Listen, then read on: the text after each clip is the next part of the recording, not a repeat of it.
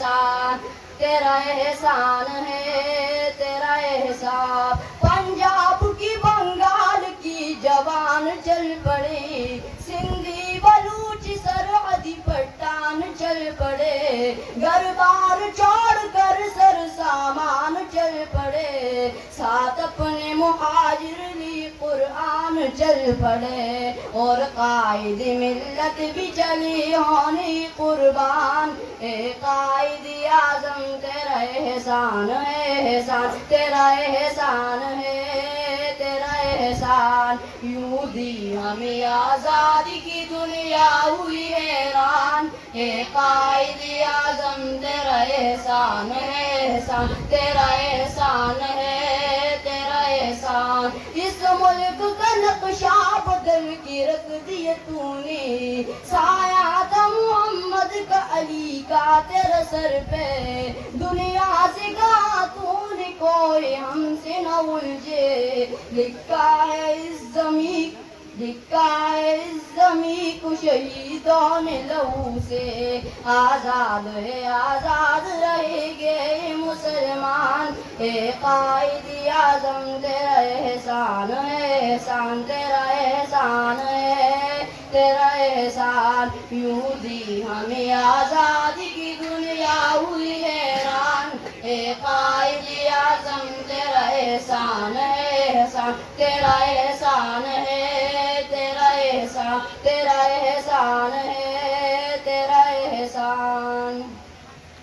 دروازے پر ہم بھی کھڑے تھے قسمت کی دروازے پر, لوگ دولت پر گر پڑے اور ہم نے وطن مانگ لیا. صدر علی وقار, مہمانان گرامی اور معزز ساتھیوں, السلام علیکم ورحمۃ اللہ وبرکاتہ. آج مجھے جس موضوع پر لب کشائی کرنے کا موقع ملا ہے وہ ہے 14 اگست یوم آزادی پاکستان. صدر علی وقار, پیارا پاکستان ہمارا ملک ہے, اس کو حاصل کرنے کے لیے ہمارے آباء و اجداد نے بڑی بڑی قربانیاں دی ہے, اس لیے ہم اس اہم دن کو بڑے جوش و خروش سے مناتے ہیں. صدر علی وقار, پاکستان بننے سے پہلے پورے برصغیر پر انگریزوں کا قبضہ تقریباً 100 سال تک رہا.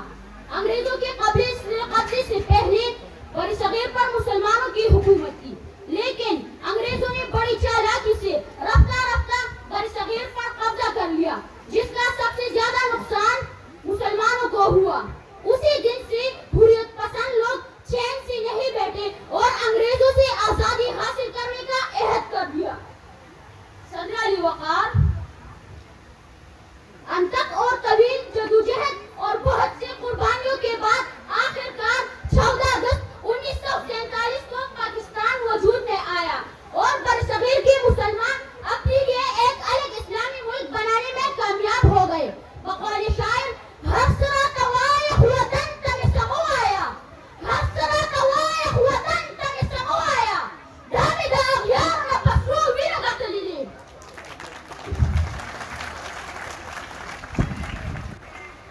مہمانان گرامی, ہمارا وطن پاکستان وہ وطن نہیں جو وراثت میں اس کے بسنے والوں کو ملتا ہے, بلکہ پاکستان کی بنیادی استوار کرنے کے لیے متحدہ ہندوستان کے مسلمانوں کی ہڈیاں رین کی جگہ وہ خون پانی کی جگہ استعمال ہوا ہے.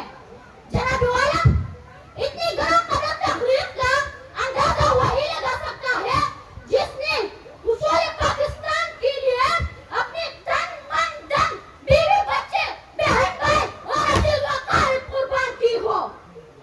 جناب والا, حصول پاکستان کے لیے لاکھوں مسلمانوں نے جام شہادت نوش کیا, بہت ماں کے سامنے ان کے بچے بھی داغی سے قتل کر دی گئے, کتنے بے بسوں کے سامنے ان کے خاندانوں کو مکانوں میں نظر آتش کر دیا گیا.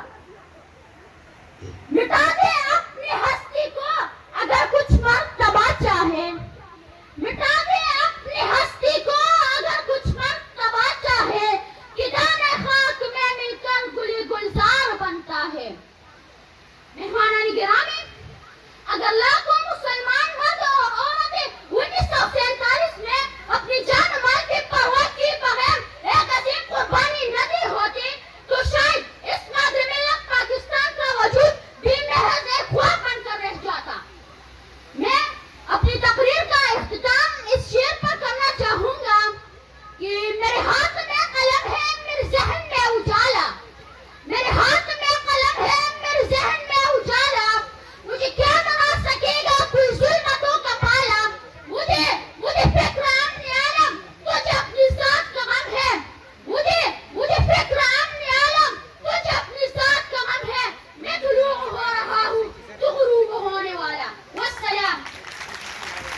کی بارش فضول ہے